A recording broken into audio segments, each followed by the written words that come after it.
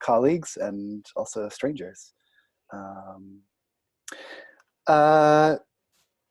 Well, we're going to try to make this a brief but entertaining and rewarding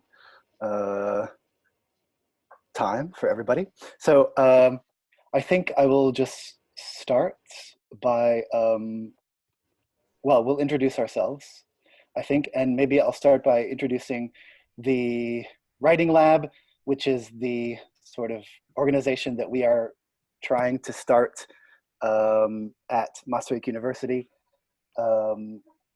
We have we have had a lot of misadventures as we have tried to get this going, and now with the pandemic, it's just the latest misadventure. But we are trying to create a space at Maastricht University that is devoted to writing and helping students, teachers, researchers, anyone at the university to work on their writing. This is a common sort of institution all around the world, but it's just now catching on in the Czech Republic. So we are trying to create that here. Today, we wanted to start maybe, I don't know, Abby, what do you think? Maybe a series? This will be a series of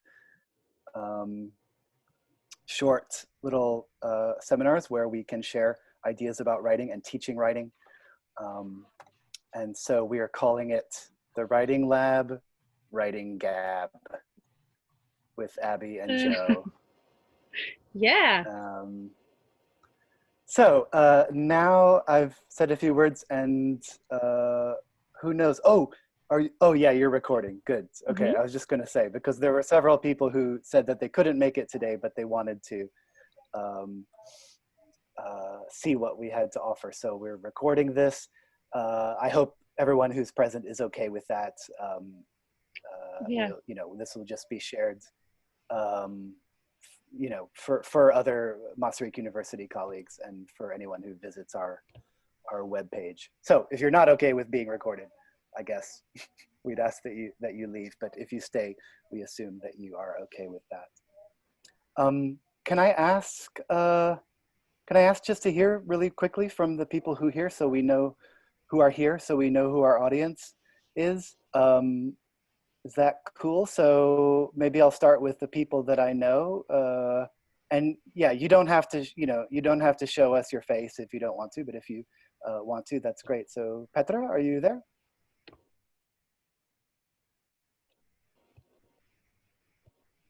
Petra is our boss. Maybe she's having microphone issues at the moment. Yeah, okay. Fine. And by the way, anyone, feel free to type, you know, if you're having trouble speaking or whatever, you can type stuff in the chat. I will also be posting links and stuff to the things I'm talking about in the chat.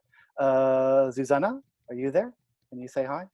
Hello, yes. I'm from the Faculty of Sports Studies and I found it on Yammer. So I thought it would be a nice occasion to learn something. I don't know you. So I have great expectations. Okay, great. Do you teach writing or what's your interest in? I'm in a research. I haven't published for a longer time, so I would like to refresh the skills. Okay, wonderful. Hannah, another one of our colleagues, I guess you're there as well. Can you say hi? Oh, yeah, hi, I'm here. I could start the video. Yeah, hi. Oh, hi. It's better. Hey. I spent all the meetings like with one picture of somebody and just the initials everywhere, so it's better to see you. Yeah, I work at the Language Center, and I'm glad that somebody found the event on Yammer since I posted it there. So that's nice to hear. And I'm actually in the process of writing my diploma thesis, so I think I will listen and try to get something out of this as well, and we'll see. Okay, I'm very wonderful. interested about the writing lab, so we'll see. Great, thank you. And then last but not least, there is someone named Martin here. Martin, can you say hi? Oh, hi, that's me. I'm sorry, my webcam is not working, so you just have a pretty That's picture. okay. I'm the one with the light over my face, but whatever. I'm doing neuroscience at SATEC, and so I'm writing a lot of research articles, and I think it's always good to like put the thoughts in a nice way for people to understand. So maybe I will learn something. Okay, wonderful. Well, welcome. Okay, I'm going to briefly introduce myself, I guess, so you know a little bit about who I am. And Abby, I hope will introduce herself briefly. And then we'll get started. And we're going to, basically, we're going to try to take 10 minutes or less each and give you a sort of, hopefully less, but because the idea is just to share with you our favorite writing resource or favorite writing advice that has sort of that has stood by us over the years and has been a source for a lot of inspiration and good writing advice. And it was difficult to narrow down, you know, the sources to just one, but I think we're going to try and emphasize one, and then we'll leave you with a list of, I know Abby already has a list of other resources that she uses. So you'll get our sort of in the moment thoughts, and then you'll have a list of further resources to take with you. Hey, Petra, hello. Oh, we can't hear you, Petra. There we go.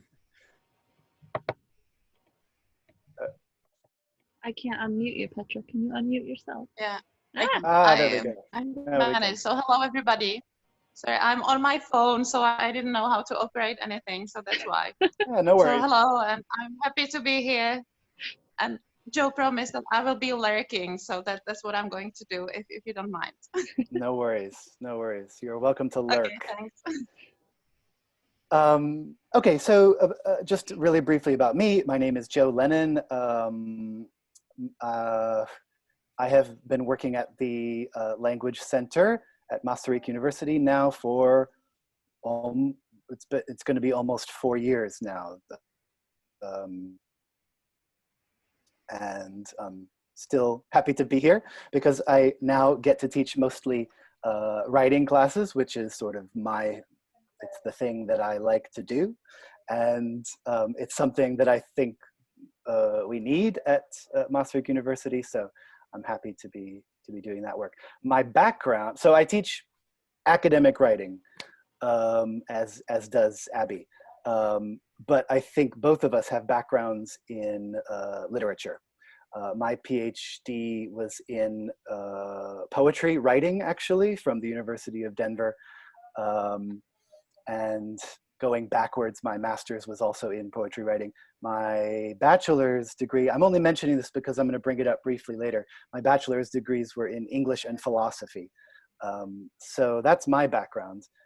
But my career has been mostly teaching English language and, like I said, now a lot of academic writing and creative writing as well. And I think both Abby and I believe that there's a close relationship between those types of writing, even though we might like to believe that they are separate disciplines. They are in some ways, I think we would both agree, but they also have a lot in common. Abby, can you tell us a bit about your? Yeah, invisible ties between creative writing and academic writing, for sure.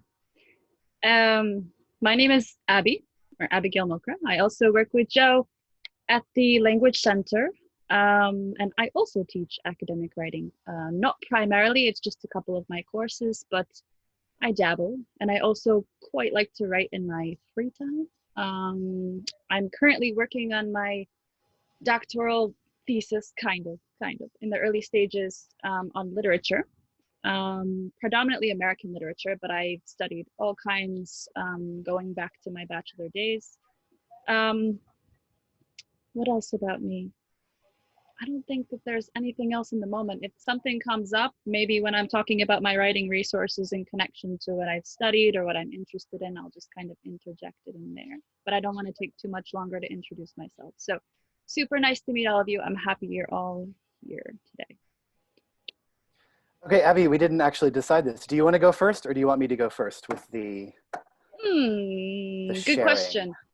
Why don't you start? Because I have my whole structured thing.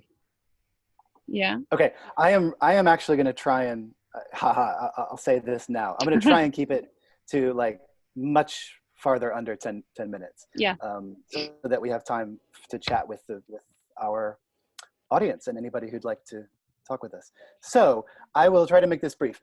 I thought about sharing other things because I recently made a video online and shared already information or ideas from this resource, and I will pop a link into the chat at some point. I'm not going to do that now because first I just want to show you. I decided in the end to go ahead and show you this one because I was rereading it as a way of getting ready for today, and I just remembered all the wonderful reasons why I love this book so much. And part of the irony of the book is it has such a boring title. Anyway, this is Revising Prose is the name of the book. It's by Richard A. Lennon. This was the 3rd edition. I think it's now already in a 5th edition, I think is the latest edition. So this has been continued to be published, and you can find copies of it everywhere. You can see this is still so I was assigned to read this book, I think my freshman year, my first year of university as an English major, at English literature major at the University of Georgia. And so somehow it has stayed with me, and it's had a really profound influence on the way I think about writing and the way I teach writing. You can see that recently my cat has, also started to get into it, really excited about it. So is that your cat? I thought maybe it left. was you when you were really into a chapter. Just, when I was reading a student paper and I was like, oh God, this is so good, as I always do when I'm reading student papers. What I admire about this book, so I often or always assign the first chapter to my students of this book, and the book is not very big. It's very succinct, which is in line with the sort of teachings of Mr. Lennon, who wants us to be succinct in our writing as well. I always assign the first chapter, but because the first chapter gives sort of what it does, and what I admire so much about this book, why it captured my attention, was because that in this short space he connects big sort of philosophical ideas and social ideas about what writing is, why good writing matters, why good academic writing matters. He connects these sort of larger philosophical grand ideas to very, very specific methods for revising your writing. And he has a sort of patented method for revising called the Paramedic Method. So the presentation that I put online on my YouTube channel, I'll put the link here. My presentation was about, by the way, the presentation is, don't expect something cool and professional. This is something that I quickly made because I wanted to model for my students presentations that they were making this semester. So it was sort of my first attempt at making a video where I'm appearing down in the corner and you can still see my PowerPoint. Anyway, here's the link in the chat. So if you want to later, you can go and see it. The paramedic method is what I'm describing in the presentation.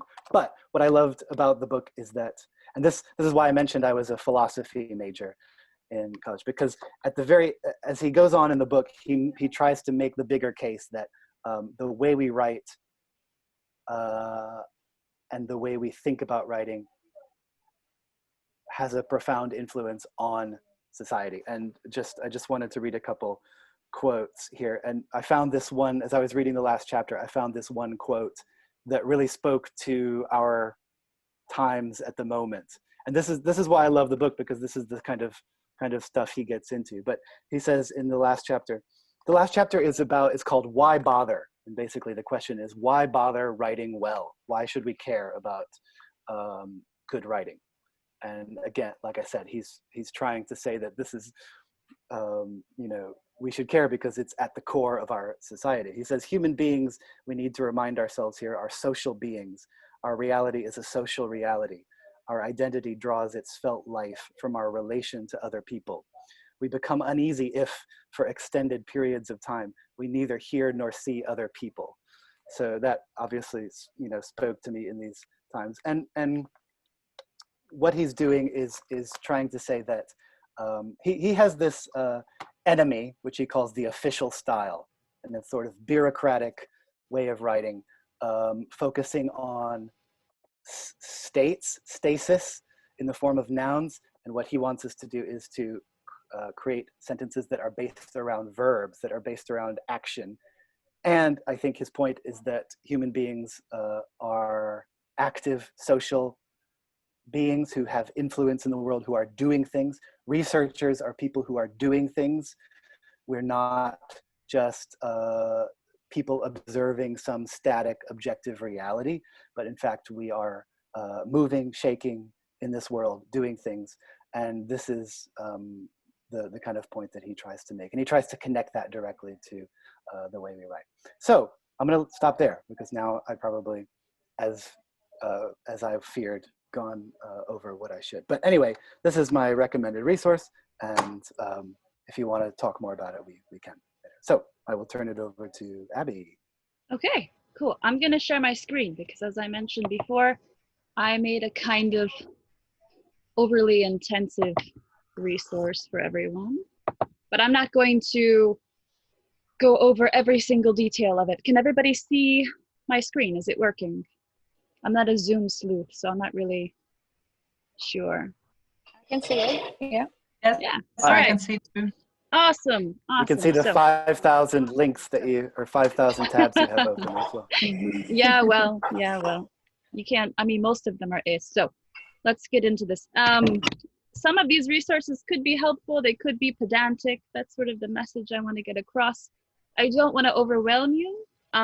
What I want to do is give you this to kind of take away from the meeting, primarily because so many people also couldn't be here and they wanted it to be recorded. So I chose to link a lot of things in there that we would have missed and maybe we don't have time for. But what I do mostly want to focus on, or what's contained in here, are a little bit about citation styles and elements of writing, helpful radio, creative blocks, how to budget your time and set goals, and manage expectations, and of course, writing models. Yeah? But I'm not going to focus on all of that. As I already mentioned, I'm going to kind of quickly go through it. I'm going to skip over this one here. I would say the two biggest pieces of writing advice that I've ever received in my career, let's say, as a student, a long-term student, would be try to consider for any project, any form, and any process, the 5 elements of writing. And those are, of course, purpose, audience, clarity, unity, and coherence, as you see on my screen. And that kind of means a whole lot of nothing, a little bit, unless you know more in detail about what I mean. So I'm not going to go too much into the last 3, the clarity, unity, and coherence, because it involves a little bit longer of a discussion in terms of how to structure writing and how to create voice But what I will say are the first two are, in my opinion, the most important to consider. And they always reappear throughout the entire writing process, whether you're just starting, you are going through that first draft, you're revising, you're going through the second draft, or even you're doing that final proofread. These are two things that you always have to constantly consider. Am I meeting my purpose? And who is my audience, you know? So the purpose is, why am I writing this? A little bit about what Joe was just explaining with his text. Why should I do it? What do I want to say? What do I want to get across? Why am I creating this? Why is it important? All of these things are kind of tied into the purpose of a text. And every text, writing, whatever, essay, should have a kind of purpose. And of course, it's a little bit easier to discern when you want to talk about writing academic journals for publication, or if you want to talk about writing essays for courses. But when it comes to writing as maybe more of a habit, or trying to develop one's writing skills as a habit or as a form, the purpose is always, in my opinion, one of the most important things to consider when it comes to making your message the most concise, the most clear, the most you. How can I say this in the best way possible? And then inherently, that always kind of ties into this second principle that I wanted to mention, the audience. And this is, for whom am I writing? Who is going to be reading this? Who is going to be thinking about my message and my purpose? And that always kind of ties into, of course, the first one, why am I writing it? Because we want to try to convey, in many cases, a particular message, you know, a particular tone, a form, even in some cases, to the audience, whether that might be an instructor in university for many students, or it might be, I don't know, a panel of editors considering you for publication, or it might even be your peers if you're publishing in the field. You always want them to kind of take away what it is you want to express in the clearest and most concise, or succinct, to use that word, way possible. Huh? But what I've linked down here that I'm not going to kind of ramble on anymore about at the moment is a useful workbook, actually. I think it's from National Geographic online writing guides. It's one of their style guides for when they teach people how to publish in their magazines, when they go and they write travel blogs all around the world. They cover each one of these in detail, and not only do they explain it in a really simplified, easy to understand form, but they also include some exercises. So you can also complete them as, you know, a writer, as an instructor, but also they're appropriate for students as well to try to work on. The other thing I'll maybe mention that's influenced me quite a bit is what I call helpful radio, which is primarily podcasts, you know, in this day and age, that I like to listen to on a daily basis wherever I am, whether I'm sitting down and listening to it actively, or I'm walking around shopping and I'm listening to it passively. I like to listen to all different types of resources about how to write, what is writing, what should I be reading, which is one of the interesting ones, maybe, because the idea that writing exists in isolation is a little bit of a misnomer. It's always inherently tied to whatever you're reading in the moment, which then of course plays into what kinds of different readings are you using as models to become a better writer, but that's perhaps for another discussion. And then some of them are also quite useful for grammar. Oh, sorry. Yeah, grammar. Grammar Girl, for example. I myself sometimes forget really useful grammatical constructions, and I need to sometimes go back and refresh my knowledge. But these are typically really short little bursts, let's say, of grammar refreshers or even grammar lessons that you can use to improve your writing. Then maybe one more I'll mention that I really like is Right Brain. And this one is particularly helpful because it doesn't only focus on writing as a craft that exists outside of the person. It very much focuses on getting over writer's block, getting over that kind of imposter syndrome or the mental blocks that kind of prohibit you from being proactive on a day-to-day basis, and struggling with being able to actually produce some content, and how to learn to be proud of that content, how to learn to be a let's say constructive critic of our own writing without necessarily putting ourselves down. And then when we can learn to be constructive critics of our own writing, it also helps us be constructive critics of others' writings, which helps us to think about our models as we read to become better writers. And also perhaps if we are still students or still maybe peer reviewing some of our colleagues' publications, we can also think about their writing as well. Yeah, but I'm not going to go too much more into detail about what I've got here, but I encourage you to kind of check it out. I've got several resources linked in here. It's only about 5 slides long. It's not too in detail, but I also have some guides, particularly from Harvard, some writing guides, ways to motivate students across all disciplines and so on. And also, of course, to leave you with a quote, as I should. Joe's gonna laugh at me because I'm on a bit of a Joan Didion kick lately, but I quite like this one. It's, I write entirely to find out what I'm thinking, what I'm looking at, what I see, and what it means, what I want and what I fear. And I think that this encapsulates a lot of the messages that I have in my mind when it comes to any kind of writing that I put out. Huh? So I'm gonna stop sharing my screen and resume. And maybe now what we could do is turn it over to you, because we've kind of babbled on and on about what we quite like. And we've given you maybe some food for thought. I don't know what kinds of practices or struggles with writing do some of you face that you maybe want to chat about, or what kinds of resources do some of you use? Maybe you'd like to share, anyone?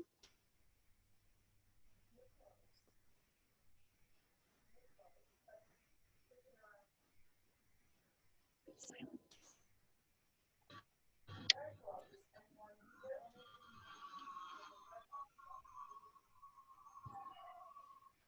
It can be anything. Yeah, we also have, I see, yeah, I see we also have a new mystery number person who has joined us. Yeah. 42060, are you there? And would you like to say hi? You don't have to, but no. Maybe they're not there. Perhaps not. But maybe to kind of navigate the silence a little bit, because we do have, I think, 2 or 3 or 4 or 5 maybe people who would like to talk about writing in some shape or form. Do you have any kinds of questions, thoughts, favorite texts, favorite quotes? What are you reading right now? You can talk to us about anything, really. You can also ask us questions about what we just rambled about, if it was unclear or interesting.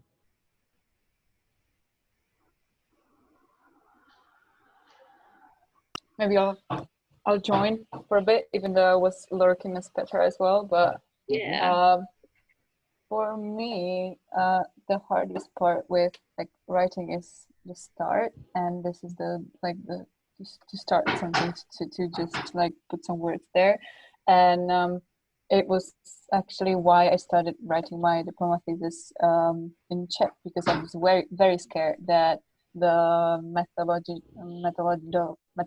part will be too hard for me to write in English and everything.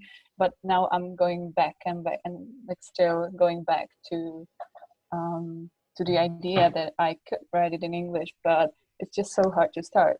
I don't know if you ever had the problem with that. Yeah, I feel you. I have that problem all the time, whether it's a diploma thesis or an email to a colleague that I know is going to be more than 2 sentences. I know how you feel. What I could offer you is in this kind of long-ish, not really, presentation PDF that I made. There's one slide there that's like 3 helpful tips for helping you start writing. And one of those things is to just kind of start a journal every day, even if it's for just a few, sentences or a few words, or to even like look up a word online on etymology.com, which is quite a nice site I stole from Joe a few semesters ago, and to try to get into the habit, whether you're writing about something academically or you're writing about something for fun or for leisure. You'll notice that it's easier to start things the more habitual writing becomes for you. That's how I deal with it. What do you think, Joe?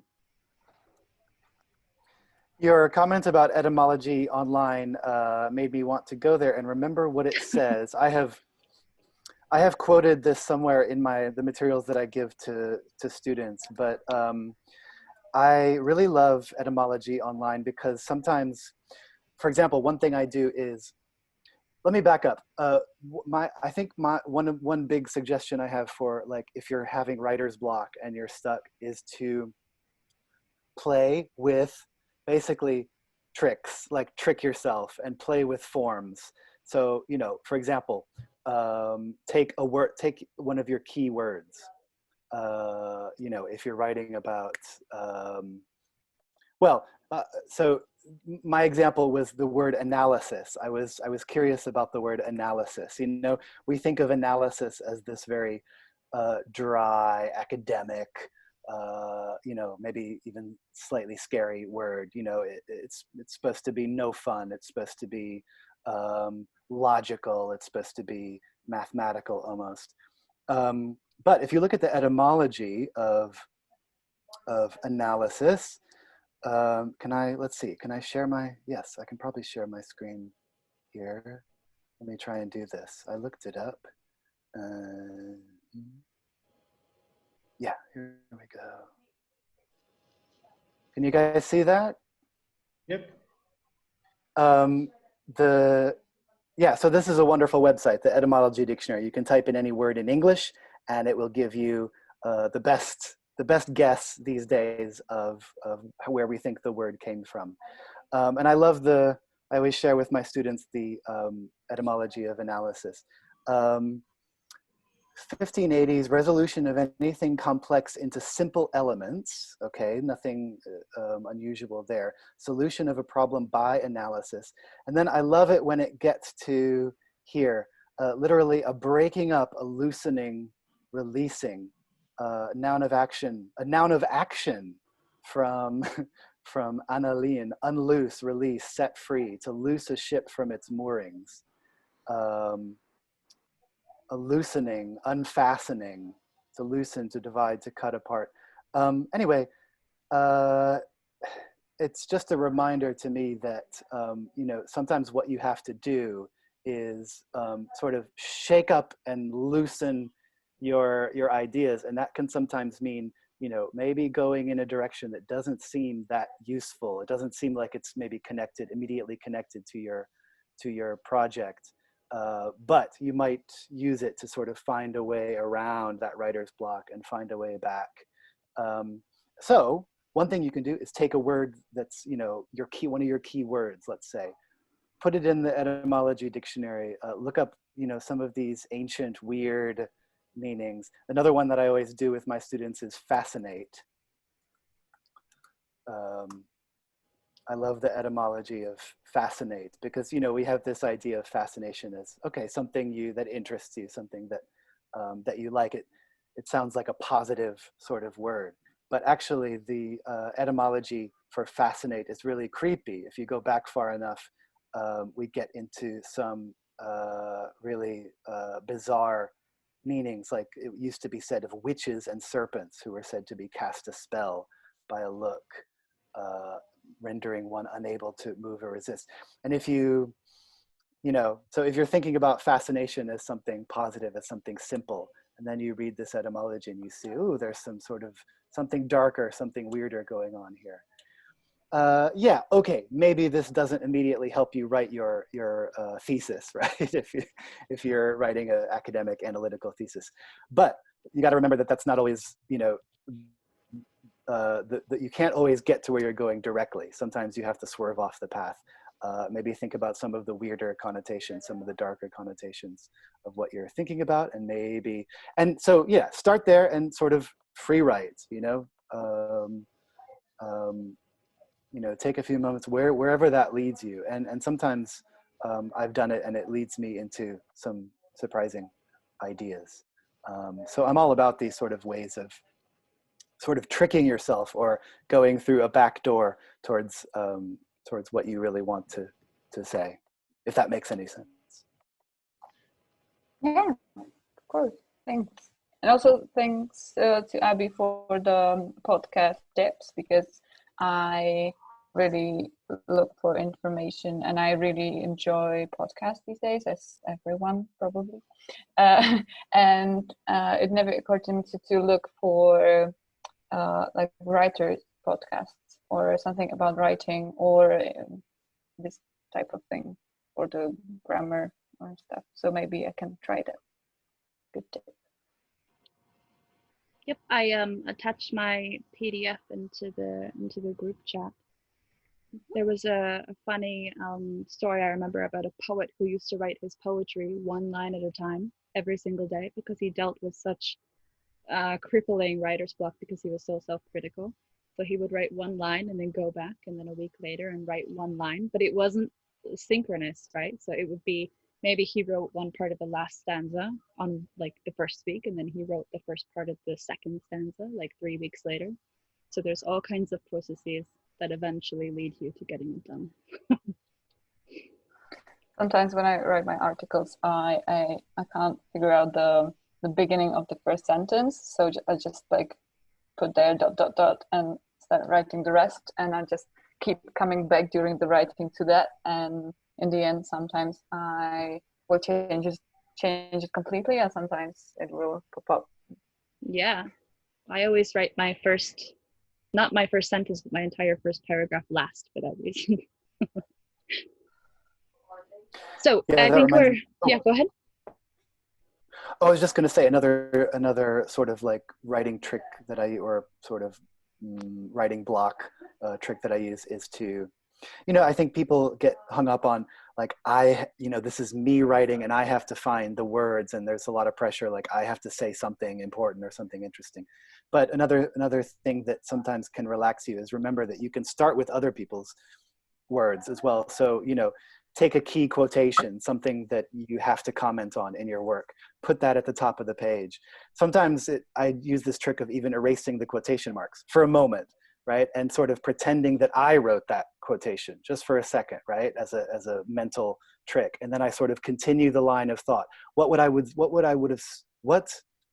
I have said next if I had written this? Imagine that and go for a few paragraphs. And then of course you have to be careful to go back and put the quotation marks back there and introduce your citations properly. But yeah, just this, I think I hear from students all the time who are caught up, and I think they, who are stuck, and I think they are stuck on this idea, well, it's my work, I have to be producing some great language, a perfect language. And this is especially hard for English learners who may feel, well, I don't even have, the basic words that I need. Okay, start with somebody else's words. Use that as a crutch if you thought they said it better, and then sort of base your words, your ideas on that. Could be also a trick. I think we're just about almost out of time now. I think it's been about 40 minutes. So what I could offer is I created yet another link. If we still want to talk about writing, we could hop over there. Otherwise, maybe we could wrap Abby, it up for now. I saw a little note. It said that we have unlimited minutes now. I don't know if you caught that. I did not. All right. Ignore me then, ignore me. Not that we all have unlimited time. Obviously, if we need to, or if we decide to end, that's fine too. But if anyone else has No, I just saw something like a to time say. warning pop up about 5 minutes ago. But if we have unlimited time, I mean, it's obviously still going, so let's just go into Weird, because I saw the message that we had. I think it's from like Yes. Zoom. I think Zoom just gives you like more time now, in the time of like the lockdown. Like Cool. that you don't have only the 40 minutes. Cool. But I still need to leave. So thank you very much for all the advice, and I will read through Abby's document, and have a great weekend and the holiday tomorrow. Yeah, you as well. You will probably continue, so I just want to say thanks. Yeah, okay. Thanks, Hannah. It looks like maybe Susanna has something to say, so we're going to hang on here. Yes, I like to add, maybe it's my problem that when I read others' publications, I say to myself, okay, they said it perfectly. How can I paraphrase it so that it's better?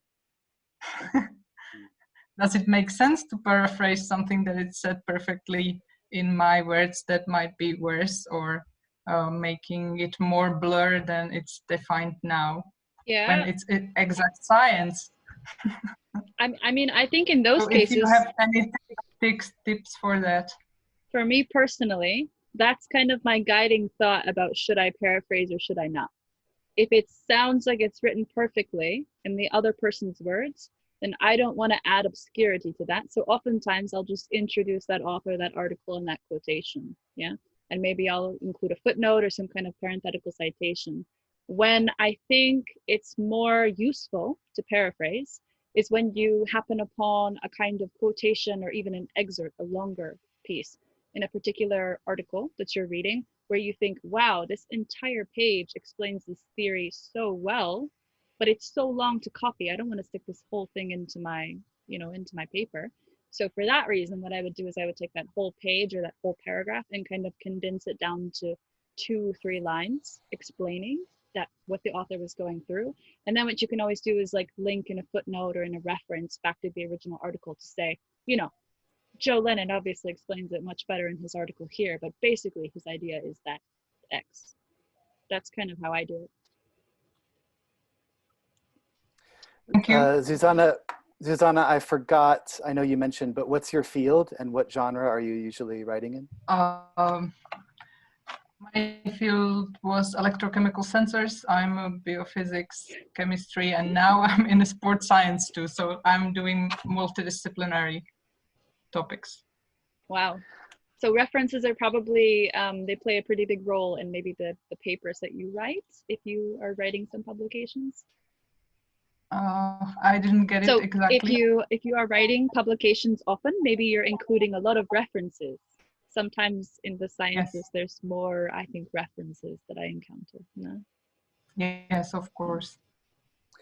Yeah, I mean, I think quotations are obviously a different, Abby and I come from a humanities background and a literature background. Obviously, like in a literature paper, quotations are the backbone of the paper. You're obviously going to be referring directly to a text since that's your subject. In science, obviously, that's not often the case. You're not going to be filling your paper with quotations. But on the other hand, I think you can put in a quotation. I mean, especially in the discussion section or in the introduction or in the conclusion, I think like a well-chosen quotation would be like a kind of nice hook, I would say, to a paper. And I don't think that would be totally frowned upon. But obviously, each field is going to have its own style. But I mean, yeah, if the other person said it perfectly, why not? If that really captures something important for your maybe one more thing. Sorry to interrupt you if I did. Maybe one more thing I could No, add, I'm done. Susanna, that could be useful maybe for the sciences. It's useful for me in humanities, but maybe more in the sciences, is when you have a lot of these articles that are kind of talking about the same theme or relevant research. Maybe you could consider kind of annotating them into a lengthy literature review by you, written in your own voice as a summary of some of these articles, explaining some of the quotations, but also kind of paraphrasing and including, in some cases, quotations throughout that text. Do you know what I mean when I say a literature review? Yeah. So maybe a little one with like an extensive summary. That's typically how I write mine. And then you might end up with something kind of like this, where you have, let's say, Susanna's guide to the most recent literature in the field of, what is it, biotechnology and sports science? Okay. Yeah, it can be like this. Yeah. I mean, obviously, you're not going to publish it in a hard form, but that could be particularly useful because if you're going about the exercise of routinely summarizing important articles for your research, what you might be able to do is go back and use some of that content later in your own paper, or even reread your summaries. And it makes the process of kind of synthesizing what other academics say versus what you have to say about the field of the theory or the topic. It makes the process of, concatenating or bringing those together a little bit easier for me in my experience. But indeed, I do come from a humanities background, so I don't know precisely how difficult it can be with scientific articles sometimes. Thank you very much. Yeah. It's helpful. I have popped into the chat a link to my favorite science writing resource. It's from Duke University, and it's a whole series of pages which are sort of emphasizing, I think, in a really nice way, why writing is important in science, and it gives some really specific. It's sort of set up like a course, like with little lessons, so it's kind of nice. It's not that long, but it gives a lot of good tips, I think. So Great, thank you, both of you. Yeah. sure, thanks for joining us. Any pressing questions, comments, or thoughts? Maybe Petra, Martin, or 42060? Okay, I don't know. I was listening your like problems or when writing. I don't know. My problem is completely different. It's like when I write, usually I have so many thoughts or like so many things I want to say at the same time, and I'm having, like what's the most hard thing for me is to put it in the comprehensive order, so it's not just like scream here, scream there, but so it kind of makes sense. Mm-hmm. Not start to writing, but really like making sense of all the things I want to say at the same time. Yeah. What does your draft look like when you first start? Like what can you describe, like this draft that you're looking at and thinking, oh my God, what do I do with this? What does it look like for you? Depends. Sometimes I just start writing, and then just switching the lines and paragraphs. And sometimes I put bullets of what I want to say, and then just start expanding these bullets into sentences and into paragraphs. But yeah. So that's it. Well, but I try to manage. I don't know if any of you have this problem, maybe.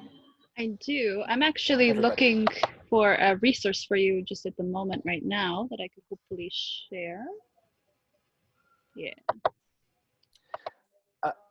I mean, right, like one of the sort of axioms that I try to emphasize to my students is writing is revision. I mean, this myth that people just somehow, that great writers just somehow, the words just pour out of them and it's perfect the first time. I mean, everyone should realize that's bullshit. But I think, a lot of, and especially if you've never been asked to consider the writing process and see it as a process, then you might have this mindset, well, and also I think, especially if also in school, if your teacher just said, okay, turn in the paper, you get one shot, turn in the paper, I'll grade it, and that's it. I think when teachers do that, they sort of minimize or it's not the right word, they sort of like undermine. Yeah, well, they create this illusion that that's how writing works. You write it, you turn it in, you get a grade, game over. And so I think it's important to realize that everybody is facing the problem that you're talking about, Martin. We all have these first drafts, let's say, that are just a mess. I mean, that the ideas just came out of us maybe, and it's just notes or it's just paragraphs, but they're in the wrong order. So that's the age-old problem, right? Is okay, now what? So I think probably Abby and I both have some tips depending on where you're at. If you're at a stage where now you have all these sentences or ideas and you want to make it flow, my students are always asking me, how do I make it flow? I want to make it flow. So one of the first rules of thumb that I always show them is called the known new strategy. It's about structuring your sentences so that the known information, what we already know, comes first in the sentence. Then in the second half of the sentence, we get to the new information. Then the next sentence follows the same pattern, so that now what's new now becomes the known information. That goes at the beginning. Then in the second half of the sentence, you move to the new. I'll send a link to the, a basic explanation of that. But that's more, I don't know, maybe that's at a slightly later stage than what you're talking about. That's when you're sort of moving towards the final stages and you want to create a more... No, actually, this was really amazing. This is really helpful, actually, what you just said.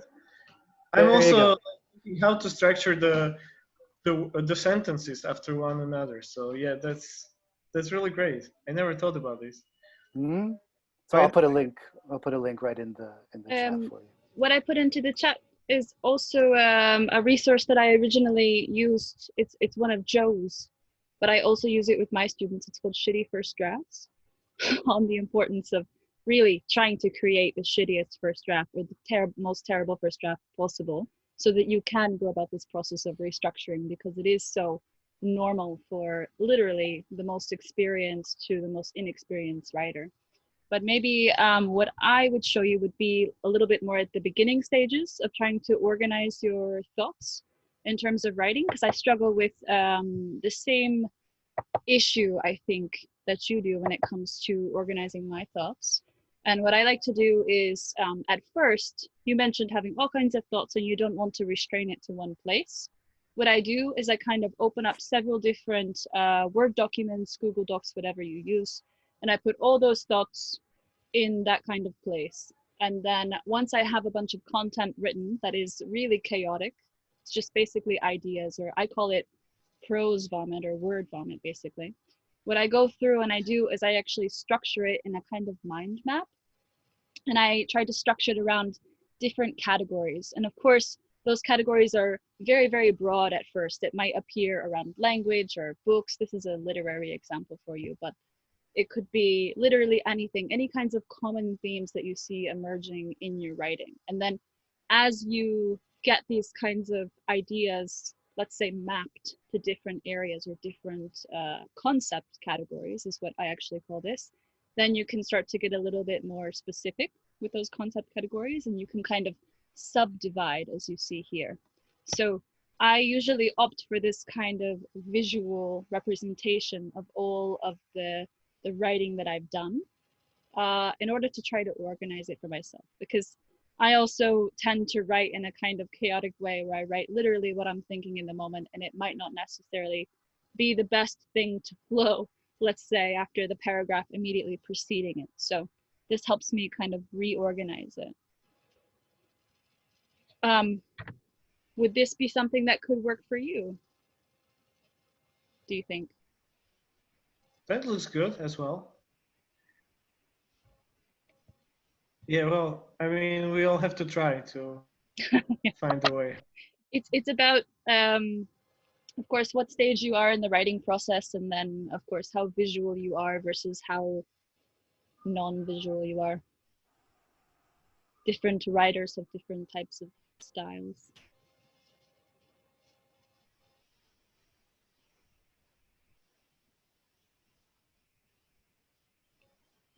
Any other questions? Okay, so Yeah, no, thank you, Martin, for that.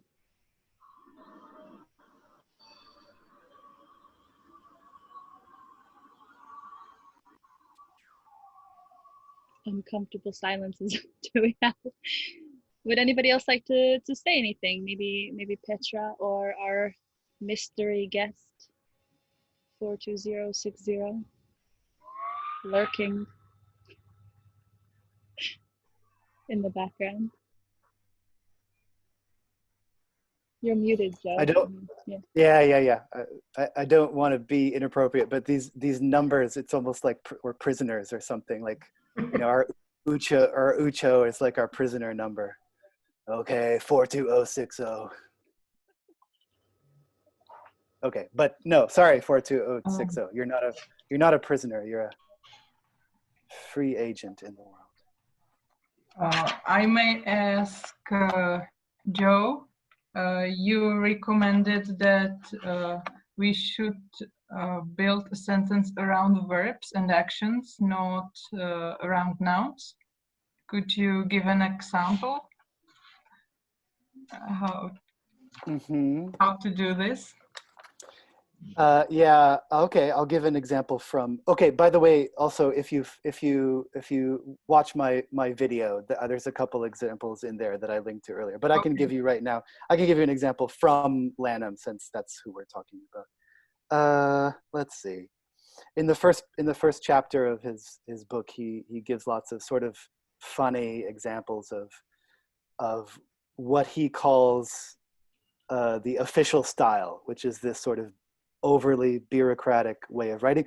And it's the way that if we're not thinking about our writing and what we're saying, it's actually what is creepy and what's kind of disturbing about what Lennon is saying. And this book is from 1990. I think the first version is sometime in the late 80s. And what's weird is that it seems almost only more true now, what he's saying about the kind of language that we all hear and we all are comfortable with and that we all produce without realizing it. And he's asking us to like look carefully at it and realize how stupid it is. But let's see,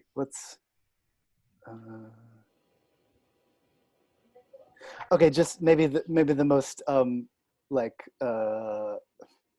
sensational example he gives a few examples.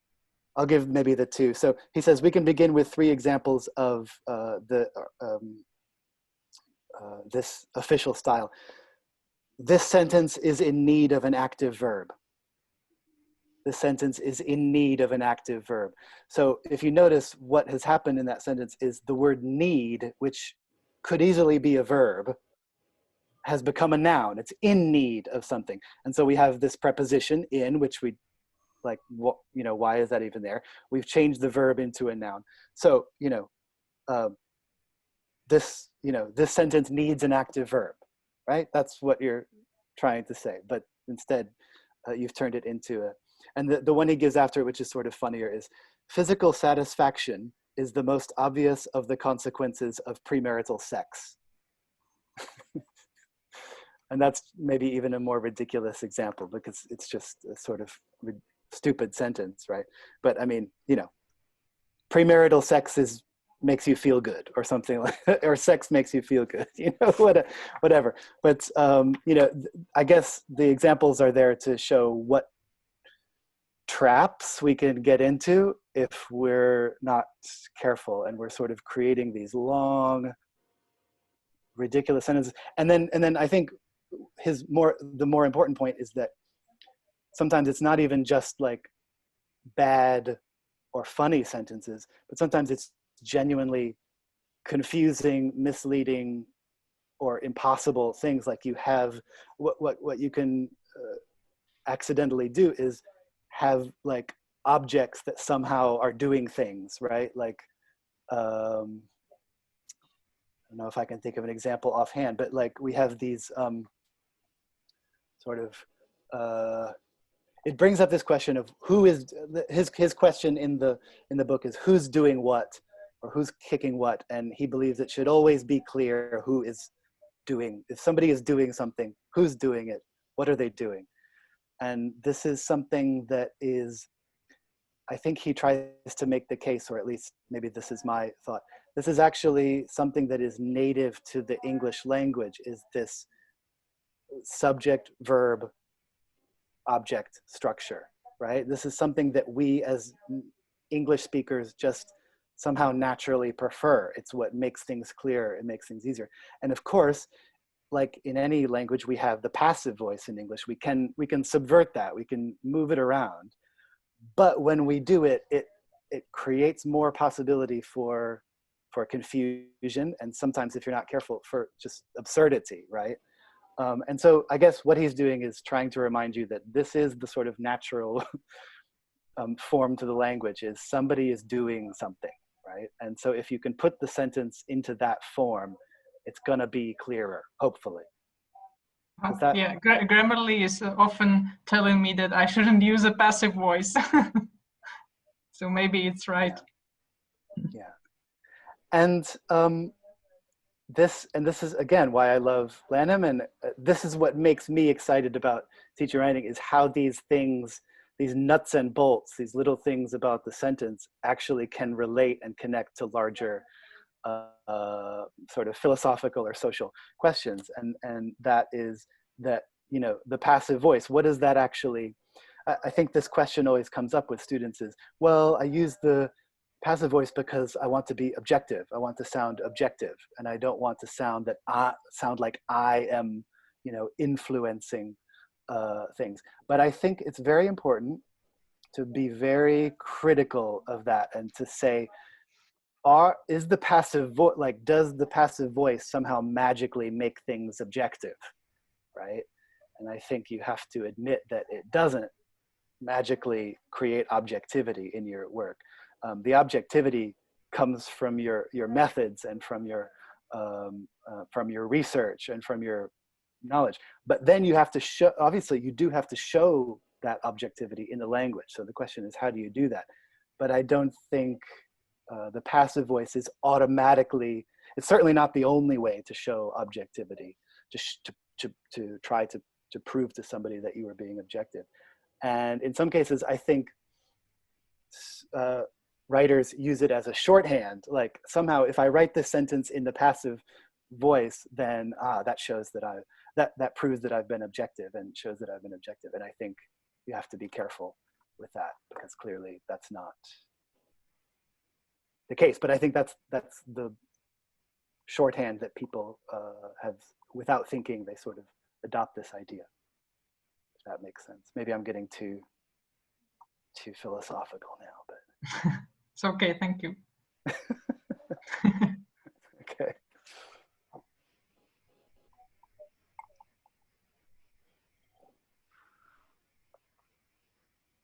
Anyway, there's more examples if you want to watch my sort of silly little video. I use one sentence as an example, and I take you through the process. And I will, thanks.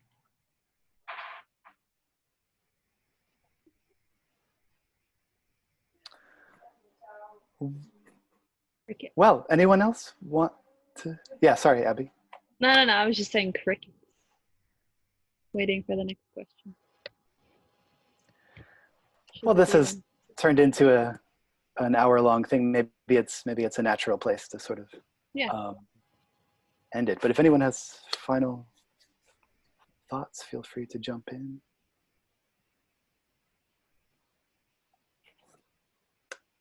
Okay, well then I think we'll end it there. And this was fun, wasn't it, Abby? Let's do this again. It was super fun. Thank you so much, everybody, for joining us. It was a small group, but maybe all the better. No?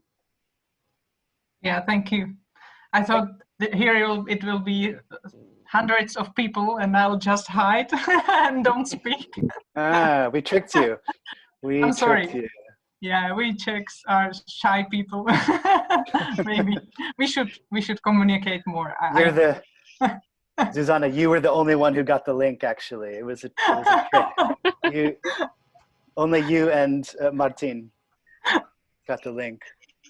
Okay, you have to advertise better. Maybe you wanted it this way. Well, we've recorded it and we'll post it, so maybe people will see it and watch it later. And then we'll do this again, and we'll try to. It was my fault. I didn't. We planned this a couple weeks ago, but I didn't get around to proposing it to Hannah and our colleagues until last week. So we'll try next time or I will try to, get more publicity for it. But thanks. Anyway, thank you very much. Nice to meet you and see you, and thank you for your tips. We'll think about it. Thank you. Bye-bye. Okay. Yeah, thank you. Thanks. Thank you. Bye. Thank you. It was great. Thanks. Thank you for having me here as a lurker. So I really enjoyed it. We need lurkers. Thank you.